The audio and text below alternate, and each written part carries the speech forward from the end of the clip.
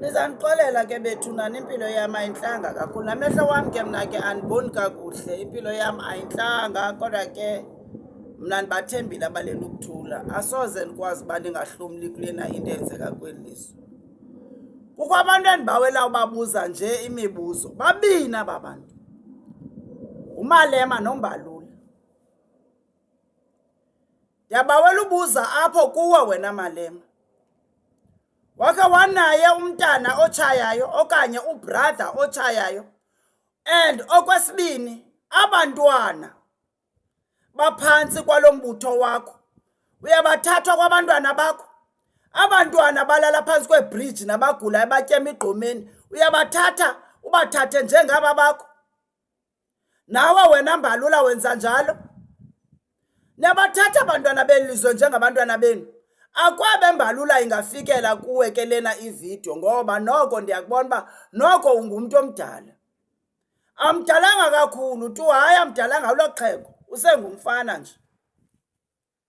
Awulili ixhego kodwa noko sowuqabukile. Xa kuthathwa kuwe ngabantu abasebenzisa ii-drugs bentlanga, kutheni ubonyula? Ucinga uba zintlanga ezithile? Kutheni ungayiqondi into yoba zibanjiwe ii-drugs nakwabanye mhlawumbi abantu baseZimbabwe? Kutheni le nto ucinga uba fanele abantu baseZimbabwe bayaleqwa? Nguwe lo wena wedwa ongabaleqiyo. Thena nani nicinga uba fanele bezintlanga ziyaleqwa? Uyayazi uba thina sizawuqonda into yoba nina kuba nani ni-corrupt. Ngoba siyava ngogovernment o-corrupt. Ngoku nini into ezineni nizithethayo nizokwenza siyiqonde into yoba nyhani urhulumente u-corrupt. Abazuthi abazali abasithi singcwaba singalali ngabantwana bethu betshaya ii-drugs begula bephuma ezikolweni beshiya izikolo phakathi abantwana kunzima ebazalini singqinela nale nto ithethwa nini ngoba nina ni-corrupt. Siyayi-understanda nina ninazo neebhegi ezifakwe emigqomeni. Asinamdla wazibhegi ke thina. Asinamdla wazibhegi, sinamdla we-future because ngelinye ilanga sizawungabikho sishiya abantwana. Niphendulela abantu baseZimbabwe. Elindixela into yoba niyabaqasha emizini enemikhulu enithenga ngemali esingazaziyo noba nizifumene njani naloo mizi yenu emikhulu. Anibacingeli aba bantu abasezantsi, nicingela nina nina. Kutheni le nto ningabuzi isililo sabantu uba yintoni na lilungise loo nto nina?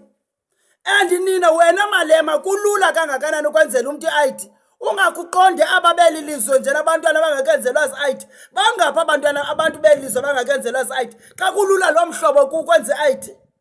Theni ungakuqonde abantu belizwe abanengxaki ye-ID kukhawulezele bona.